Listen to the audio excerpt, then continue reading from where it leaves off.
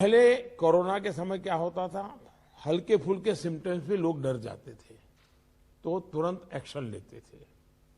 दूसरा, इन दिनों बहुत पेशेंट असिम्टोमेटिक है और उसके कारण उनको लगता है तो ऐसे ही थोड़ा जुकाम हो गया, ऐसा हो गया, कभी कभी तो वो भी नजर नहीं आता और उसके कारण वो परिवार में पहले की तरह ही जिंदगी जीते हैं और परिणाम स्वरूप पूरा परिवार लपेट जाता है और फिर इंटेंसिटी बढ़ती है।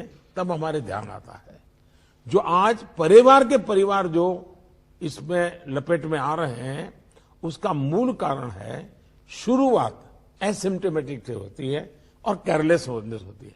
उसका उपाय क्या है? उसका उपाय है प्रोएक्टिव टेस्टिंग। हम जितना ज्यादा टेस्टिंग करेंगे तो एसिम्टोमेटिक जो पेशेंट होगा वो भी ध्यान में आ जाएगा, तो परिवार में होम क्वारंटाइन वगैरह ढंग से कर लेगा। वो परिवार के साथ जैसे नॉर्मल जिंदगी जीता है वो नहीं जिएगा और इसलिए पूरा परिवार जो आज सब लपेट में आ जाता है उसको हम बचा सकते हैं। और इसलिए हम अभी चर्चा जितनी वैक्सीन की करते हैं उससे ज्यादा चर्चा हमें टेस्टिंग की करने की जरूरत है, बल टेस्टिंग पर देने की जरूरत है और हमने सामने से टेस्टिंग के लिए जाना है। उसको तकलीफ हो और फिर टेस्टिंग करने के लिए आए और फिर उसको पॉजिटिव नेगेटिव मिल जाए और वो मैं समझता हूं क्रम हमारे लिए थोड़ा बदलना पड़ेगा। हमारे पास वायरस को कंटेन करने के लिए एक अहम तरीका है कि हम ह्यूमन होस्ट को कंटेन करें। मैंने पहले भी कहा था ये कोरोना एक ऐसी चीज है कि जब तक आप उसको लेकर के नहीं आओगे घर में नहीं आता है और इसलिए ह्यूमन सोर्स जो है हर एक को हमने जागरूक करना पड़ेगा, उसने नियमों का पालन करना होगा, ये बहुत आवश्यक है। और निश्चित तौर पर इसमें टेस्टिंग और ट्रैकिंग की बहुत बड़ी भूमिका है। हम टेस्टिंग को लाइट न लें। टेस्टिंग को हमें हर राज्य में इतना बढ़ाना होगा कि पॉजिटिव रेट कैसे भी करके 5% के नीचे ला करके रख जाए।